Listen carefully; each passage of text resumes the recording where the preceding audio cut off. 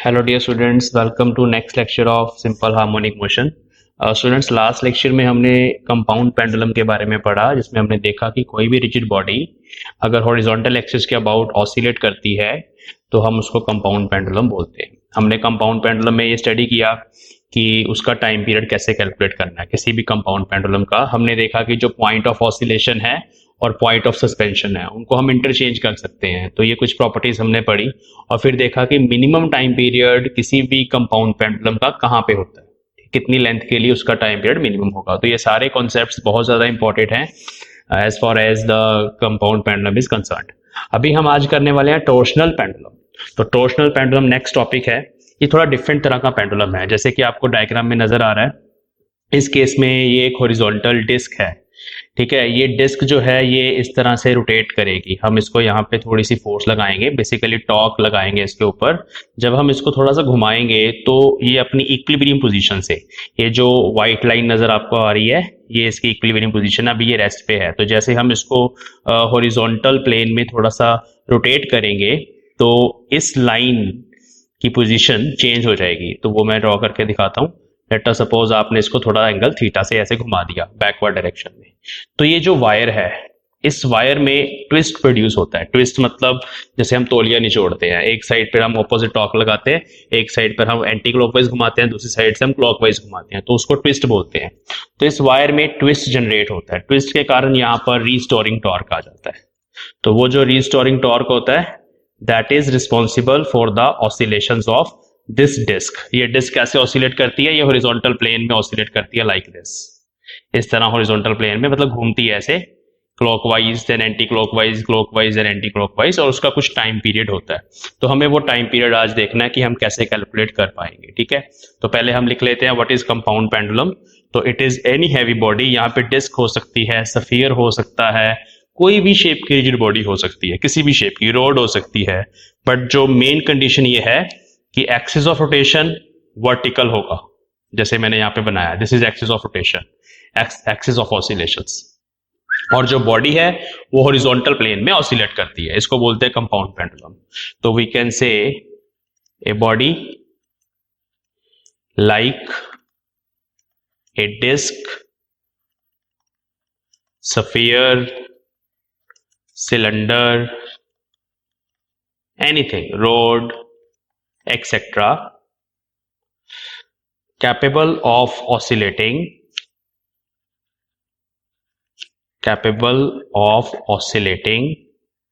about a vertical axis, in a horizontal plane, ठीक है। तो in a horizontal plane is called torsional pendulum. तो इसको torsional pendulum बोला जाता है। हम इसका टाइम पीरियड कैलकुलेट करने वाले हैं, कैसे करना है देखिए बड़े ध्यान से। जब हम इसको थीटा एंगल से रोटेट करेंगे तो इसमें रीस्टोरिंग टॉर्क डेवलप होता है, and that restoring torque is directly proportional to theta. जितना ज्यादा हम ट्विस्ट प्रोड्यूस करते हैं उतना ज्यादा टॉर्क उसमें जनरेट होता है। ये टॉर्क क्यों जनरेट होता है? बेसिकली ये टॉर्क क्यों जनरेट होता है? ये टॉर्क जनरेट होता है ड्यू टू इंटरएटॉमिक फोर्सेस। आपने पढ़ा हुआ है modulus of rigidity. Modulus of rigidity जिसको हम नीटा बोलते हैं। जैसे हमारे पास एक ब्लॉक है, इस ब्लॉक का ये वाला सरफेस हमने फिक्स कर दिया, ठीक है, और अपर सरफेस पे हमने फोर्स लगाई, तो ये ब्लॉक, इसकी शेप चेंज हो जाती है लाइक दिस। थोड़ा सा ऐसे टिल्ट में बना के दिखाता हूं इस तरह से, ठीक है। तो अगर मान लो डेल्टा एक्स इसकी डिस्प्लेसमेंट है, इस वॉल का या इस साइड का डिस्प्लेसमेंट डेल्टा एक्स है, और हाइट इसकी है from the fix surface L, तो यहां पर change in length upon original length जो होता है दैट इज कॉल्ड स्ट्रेन। तो यहाँ पे स्ट्रेन प्रोड्यूस होता है and that strain is called delta x by L, and this is called sharing strain, shear strain, ठीक है। तो सेम इसी तरीके से अब आप सिलेंड्रिकल फॉर्म में इमेजिन करेंगे। जैसे मान लो ये सिलेंडर है, मैं इसका क्रॉस सेक्शनल व्यू आपको दिखा रहा हूं।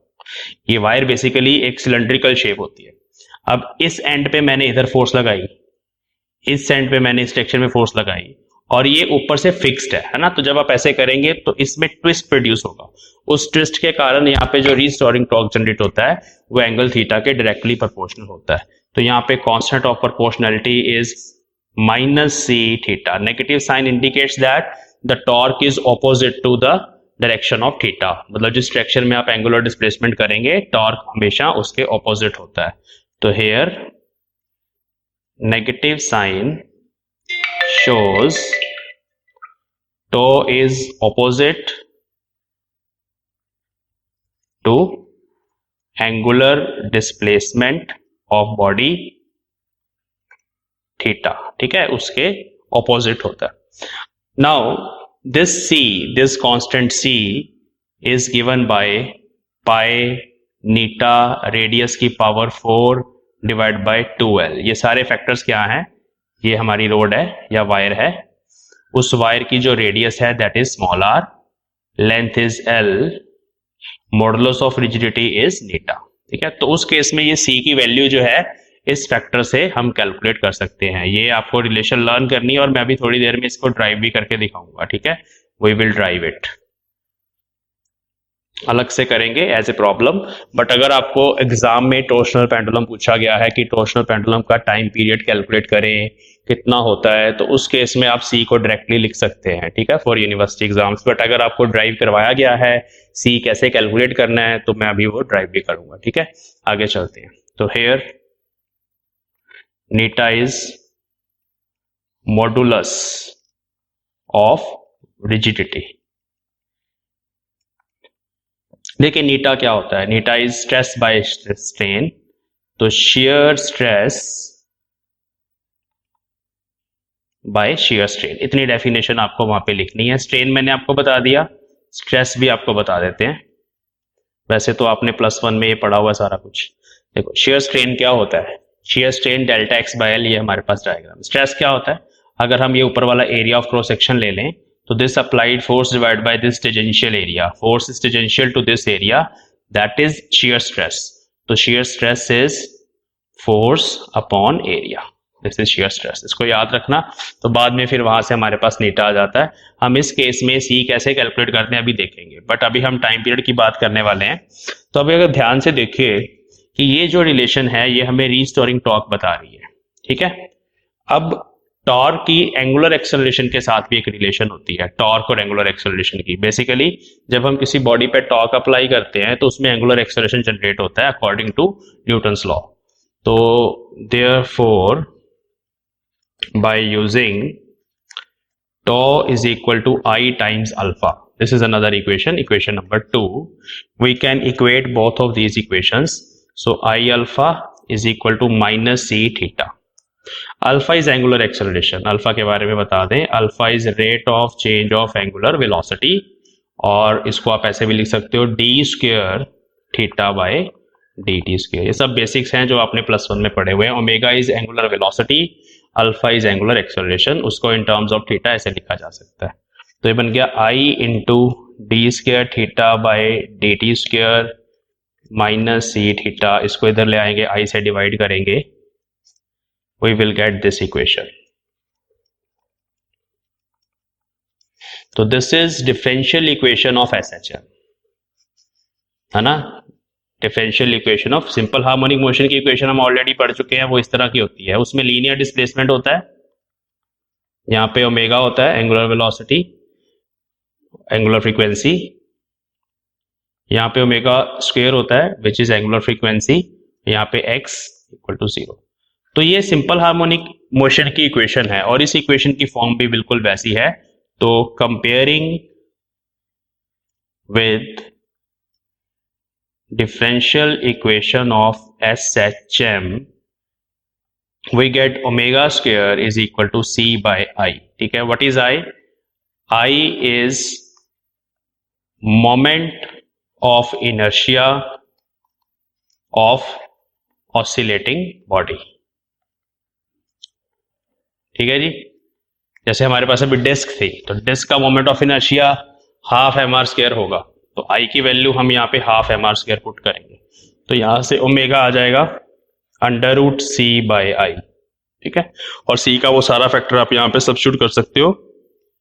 c for the cylindrical rod is given by, दोबारा से लिख देते हैं, c is given by pi नीटा r raised to power 4 upon 2l, ठीक है। ये फैक्टर हम यहाँ पे सब्स्टिट्यूट कर सकते हैं। I is moment of inertia of oscillating body. From here we can write time period as 2 pi by omega. So it is 2 pi under root I by c. तो this is the result. ठीक है, important result. तो ये time period का expression हमारे पास आ गया for compound pendulum. अब एक एग्जांपल पहले देखते हैं, एक simple example just to understand the concept. इस तरह से एक रिजिड सपोर्ट है, यहाँ पर एक बॉडी है, यहाँ पे एक वायर है, उस वायर की लेंथ L है. ठीक है, सिलेंड्रिकल वायर लाइक दिस, उसकी लेंथ L है, और इसके यहाँ पे हमने एक सफेरिकल बॉडी जो कि टॉर्शनल पेंडुलम की तरह घूम रही है, उसकी रेडियस कैपिटल R है, ये लेंथ L है. ठीक है, अब हमें इसका टाइम पीरियड लिखना है. तो let us suppose small r is the radius of this wire, L is length, neta is modulus of rigidity of this material of wire, R is the radius of this solid sphere.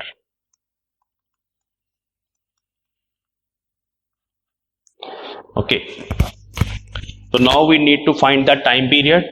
तो time period का सीधा expression 2 pi under root I by c. तो बहुत आसान है. What is I?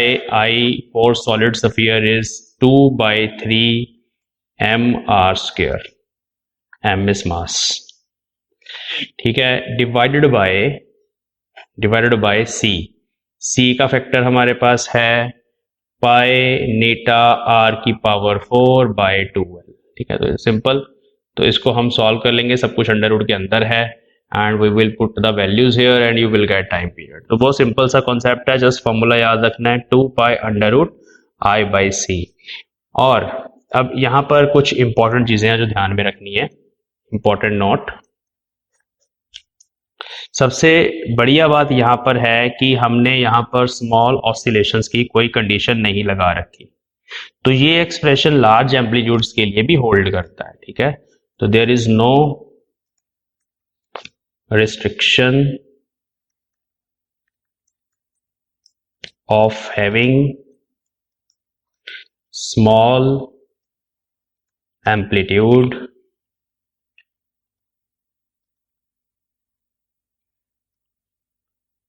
by oscillating body. ठीक है, तो equation time period is equally valid for large amplitudes and for small amplitudes. ये वाली रिलेशन इक्वली वैलिड है दोनों केसेस में. दूसरा इंपॉर्टेंट पॉइंट है, here C is restoring torque. C की definition, restoring torque per unit twist. restoring torque per unit twist, और इसको बोला जाता है torsional rigidity. torsional rigidity of material of suspension wire. material of suspension wire. It is very important. C की definition भी आपके ध्यान में होनी चाहिए. ओके, अब हम करने वाले हैं application of a torsional pendulum. क्या है एप्लीकेशन? देखिए, टॉर्शनल पेंडुलम को हम as a inertia table use करते हैं. इनर्शिया टेबल एक ऐसा इंस्ट्रूमेंट होता है जो किसी अननोन बॉडी का, जिसकी इररेगुलर शेप है या रेगुलर शेप है, जिसके हमें मोमेंट ऑफ इनर्शिया नहीं पता, हम उसका moment of inertia experimentally calculate कर सकते हैं with the help of this device, inertia table. तो अभी हम पहले एप्लीकेशन करेंगे टॉर्शनल पेंडुलम की, उसके बाद हम सी का एक्सप्रेशन ड्राइव करेंगे. तो let us have an application of torsional pendulum. और एग्जाम में भी ये पूछा जाता है, ये वाला question, how can you find the moment of inertia of a body with the help of torsional pendulum या इनर्शिया टेबल. तो इसके लिए we use inertia table.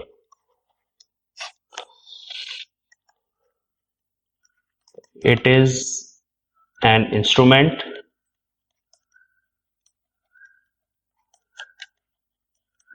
used to find moment of inertia of a general body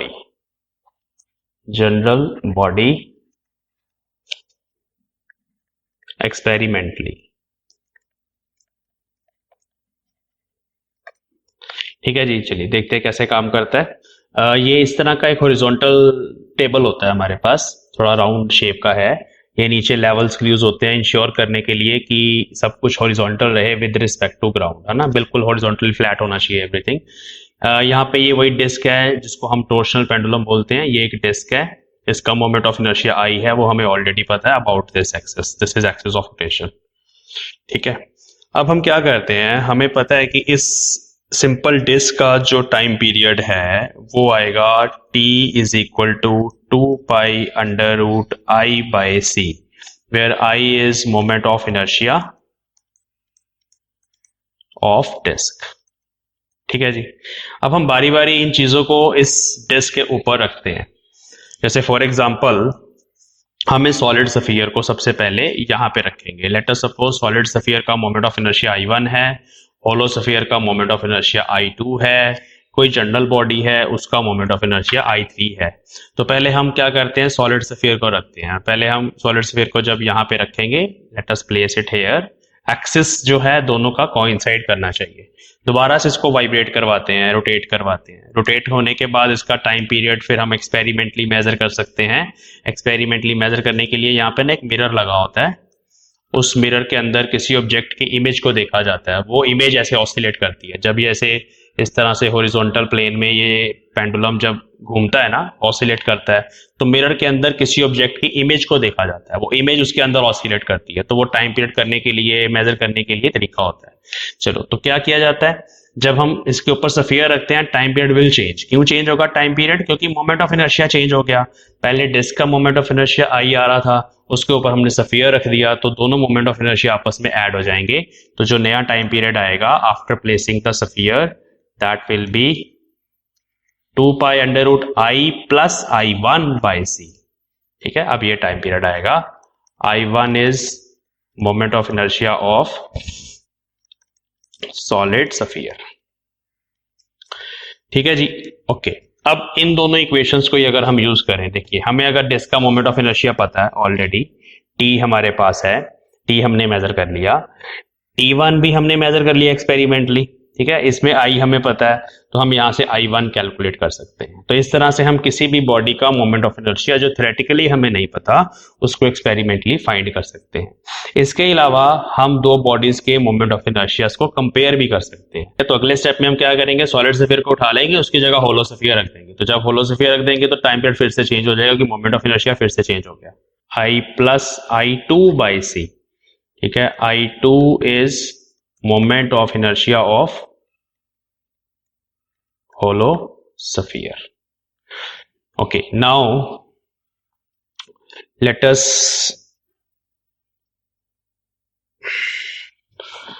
चलिए, तो this is equation 1, this is 2, this is 3। हम इन दोनों की squaring करके इनको डिवाइड कर देते हैं। तो अगर हम ऐसे करेंगे, T1 square by T, that will B T1 square by T square.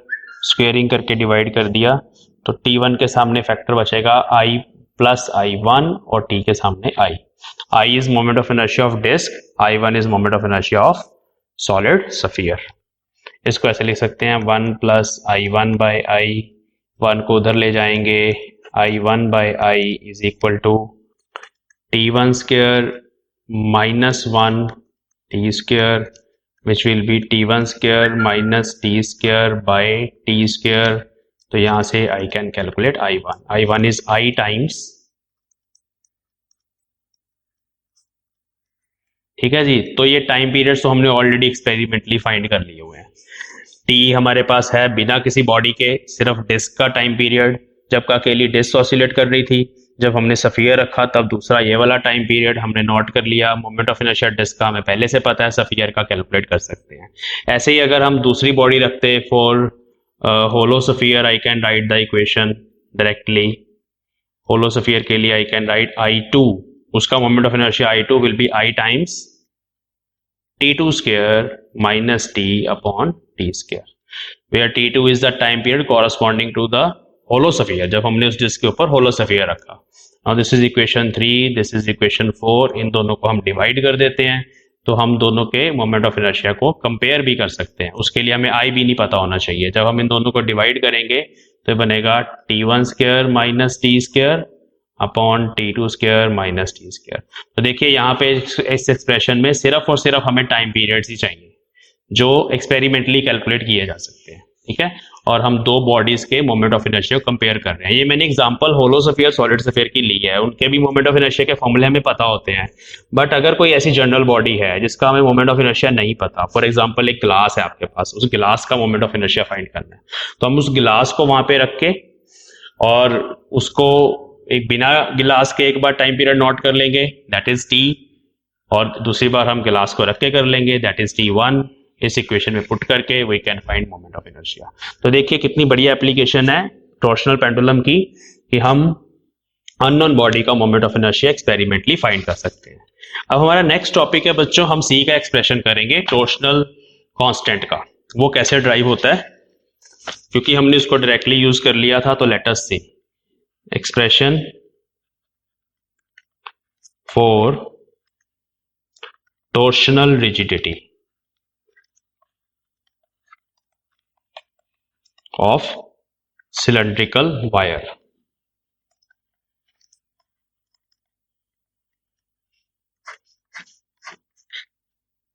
देखिए अब बड़े ध्यान से हमने इस कॉन्सेप्ट को समझना, ठीक है।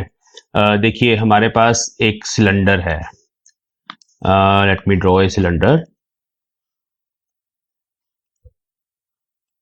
और लेट अस सपोज इसका जो नीचे वाला फेस है, ये वाला फेस, वो फिक्स्ड है। चाहे हम इसको ऊपर से फिक्स कर दे चाहे नीचे से फिक्स कर दे, कोई प्रॉब्लम नहीं है, ठीक है। सॉलिड सिलेंडर है ये। अब बच्चों इस सॉलिड सिलेंडर में जब हम फोर्स लगाते हैं, टेंजेंशियल फोर्स, इस सेक्शन में मान लो मैंने फोर्स लगाई टेंजेंशियल फोर्स, यहां से ये फिक्स्ड है, इस एंड से ये फिक्स्ड है, तो इस वजह से क्या होता है कि इसके अंदर ट्विस्ट प्रोड्यूस होता है। ट्विस्ट जैसे मैंने तुम्हें बताया, जैसे हम टॉवल को निचोड़ते हैं तो एंटी क्लॉकवाइज डायरेक्शन में घुमाते हैं एक तरफ से पकड़ के, यहां से एंटी क्लॉकवाइज घुमाएंगे, लेट अस सपोज इधर से क्लॉकवाइज घुमाएंगे तो ट्विस्ट प्रोड्यूस होगा। अब वो जो ट्विस्ट है इस सिलेंडर की हर एक सिलेंड्रिकल लेयर के अंदर होगा।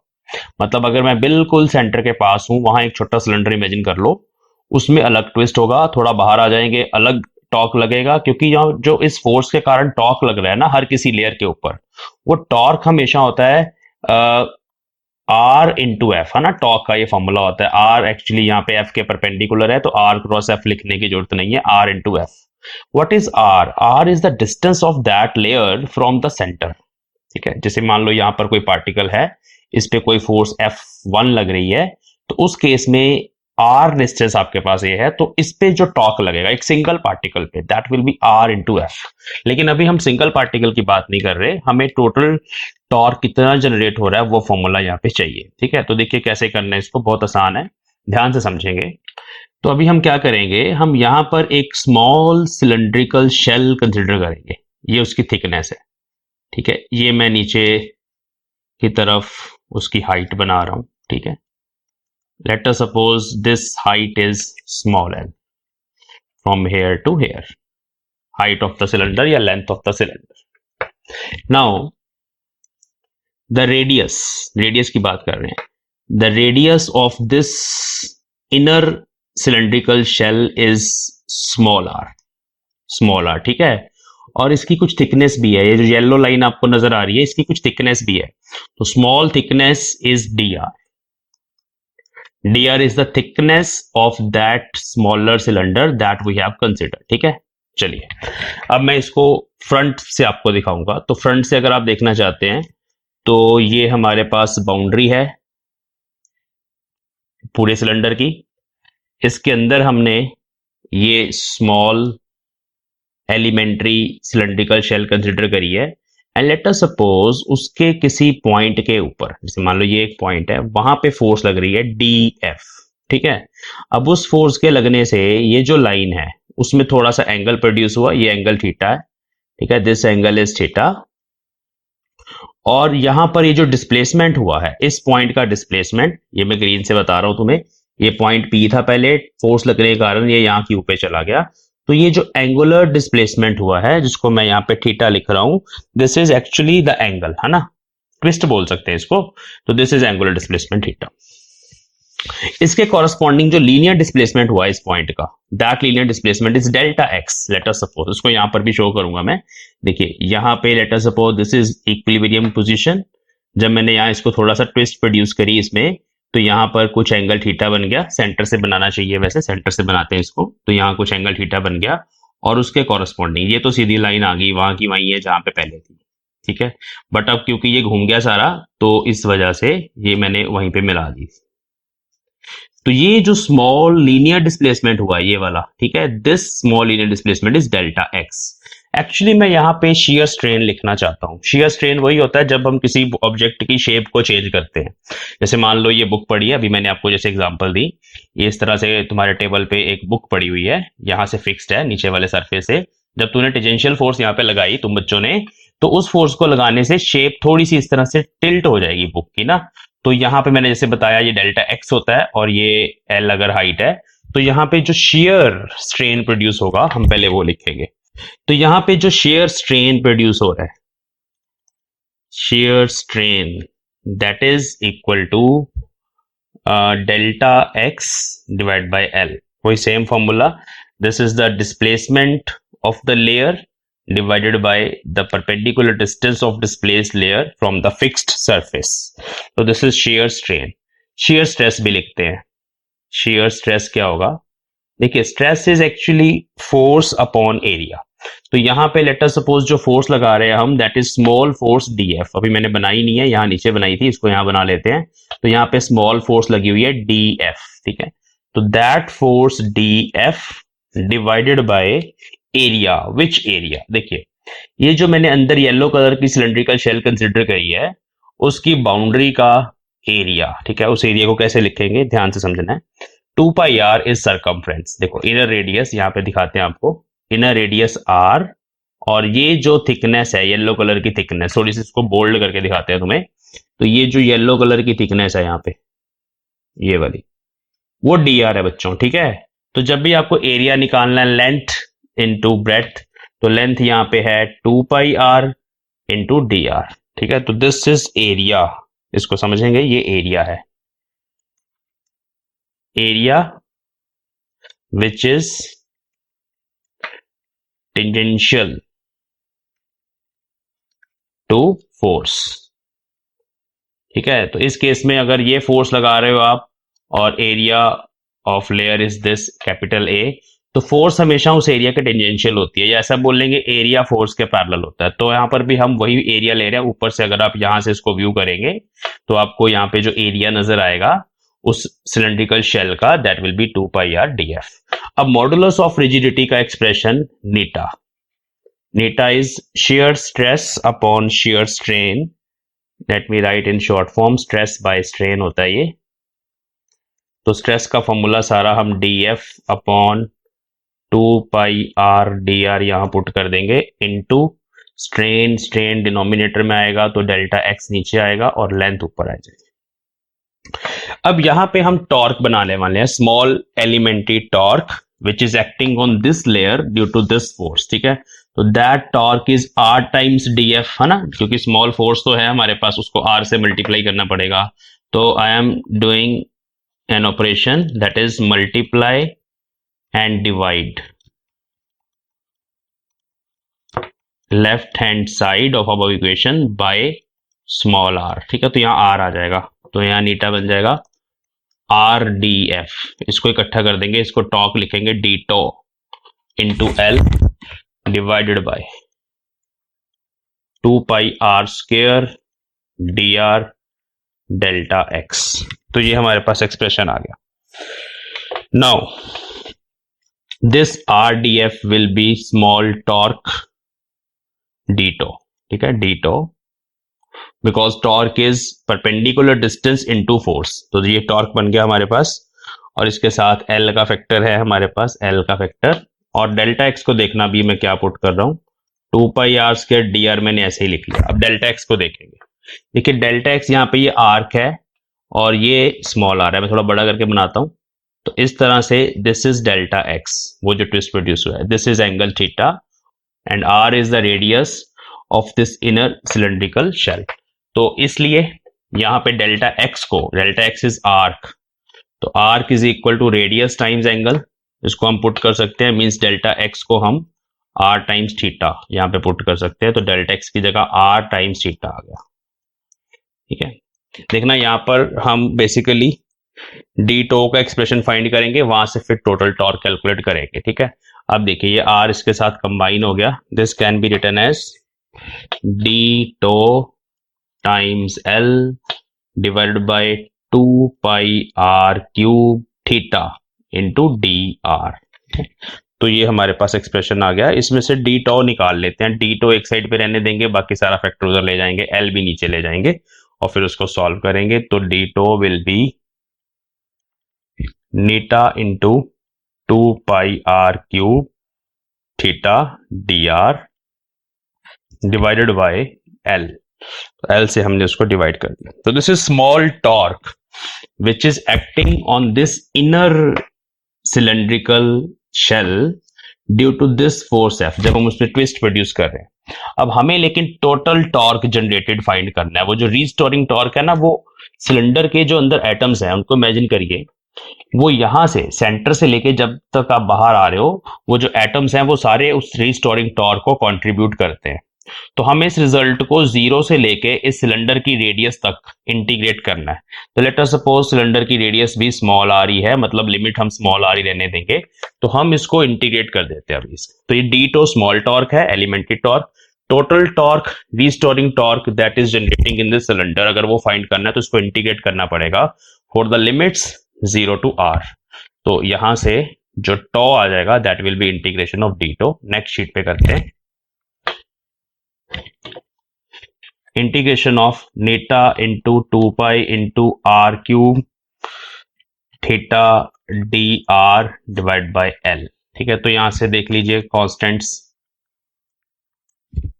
थीटा भी बाहर ही आ जाएगा, L theta is the total angle, total twist that we have produced, तो वो इंटीग्रेशन में नहीं आएगा। अंदर आर क्यूब डी आर की इंटीग्रेशन है which is R raised to power 4 by 4। ठीक है, तो ये 2 यहाँ पे कैंसिल हो गया। अब थीटा को नीचे ले आते हैं, या ऐसे लिख लेते हैं, टो इज इक्वल टू नीटा into pi into R raised to power 4 by 2l, ये सारा देखिए factor into theta. So theta is twist produced and this is restoring torque. Now you can see कि ये सारा फैक्टर हमारा C की जगह आया है which is called rigidity, torsional rigidity, which is called torsional rigidity of cylindrical wire। ठीक है, मॉडुलस ऑफ रिजिडिटी यहाँ पे इंपॉर्टेंट है, ये वाला फैक्टर सिर्फ और सिर्फ मटेरियल पे डिपेंड करता है कि मटेरियल कैसा है, बट उसके साथ साथ आप देखिए radius of the wire is also important, जितनी मोटी वायर होगी उतना सी बड़ा होगा, लेंथ इज ऑल्सो इंपॉर्टेंट, लंबी वायर ले लोगे उतना सी छोटा हो जाएगा। तो टॉर्शनल रिजिडिटी डिसाइड करती है कि कितना रीस्टोरिंग टॉर्क जनरेट होगा। तो ये सी का एक्सप्रेशन इस तरह से ड्राइव होता है अगर आपको कहीं पे एग्जाम में करना पड़े। अदरवाइज जितना पूछा जाएगा आपसे, वो पूछा जाएगा डिफरेंशियल इक्वेशन बताओ टॉर्शनल पेंडुलम की, उसके टाइम पीरियड का एक्सप्रेशन निकालो, तो वहां पे आप ये डायरेक्टली लिख सकते हो एक्सप्रेशन। उसके बाद जो एप्लीकेशन मैंने आपको करवाई कि हम टॉर्शनल पेंडुलम की हेल्प से किसी अननोन बॉडी का मोमेंट ऑफ इनर्शिया फाइंड कर सकते हैं, या किसी दो बॉडीज का मोमेंट ऑफ इनर्शिया आपस में कंपेयर कर सकते हैं, तो वहां से हमें फिर रेडियस ऑफ गायरेशन भी मिल जाता है, बॉडी की रोटेशनल प्रॉपर्टीज पता चल जाती है। तो ये हम एक्सपेरिमेंटली कर सकते हैं, ये एप्लीकेशन भी एग्जाम पॉइंट ऑफ व्यू से बहुत इंपॉर्टेंट है। तो अभी नेक्स्ट लेक्चर में हम करने वाले हैं लिसाजस फिगर्स, लिसाजस कर्व्स। ये क्या होती हैं? अगर एक सिंगल पार्टिकल दो सिंपल हार्मोनिक मोशंस को सब्जेक्ट कर दिया जाए, मतलब सिंगल पार्टिकल ही है बट उसके ऊपर जो फोर्स लग रही है वो दो फोर्सेस लग रही हो, ठीक है, लाइक दिस, एक इस डायरेक्शन में लग रही है, किधर, दोनों परपेंडिकुलर हैं और दोनों ही SHM वाली फोर्सेस हैं, means they are directly proportional to displacement and opposite to it. तो उस केस में इस पार्टिकल की ट्रेजेक्टरी कैसी होगी, ये अगर हम देखना चाहते हैं तो उसके लिए हम लिसाजस फिगर्स पढ़ते हैं। बेसिकली हम दो परपेंडिकुलर SHMs का एनालिसिस करने वाले हैं, ठीक है, दो परपेंडिकुलर, और उनसे फिर किस तरह की ट्रेजेक्टरीज बनेगी, ना सिर्फ की परपेंडिकुलर, अगर दो SHMs 45 डिग्री पे हैं तब कैसा पाथ बनेगा पार्टिकल का, 90 डिग्री पे हैं तब कैसा पाथ बनेगा, ये सारा एनालिसिस हम नेक्स्ट लेक्चर में समझने वाले हैं। ठीक है, तो बहुत इंपॉर्टेंट टॉपिक है नेक्स्ट लेक्चर का, और एग्जाम पॉइंट ऑफ व्यू से न्यूमेरिकल प्रॉब्लम्स के लिए बहुत ज्यादा इंपॉर्टेंट है, क्योंकि इस तरह की प्रॉब्लम्स जो हम नेक्स्ट टॉपिक में पढ़ने वाले हैं वो IIT जैम में और CSIR नेट में हमारे काम आ जाती है। ठीक है, तो चलिए मिलते हैं नेक्स्ट क्लास में।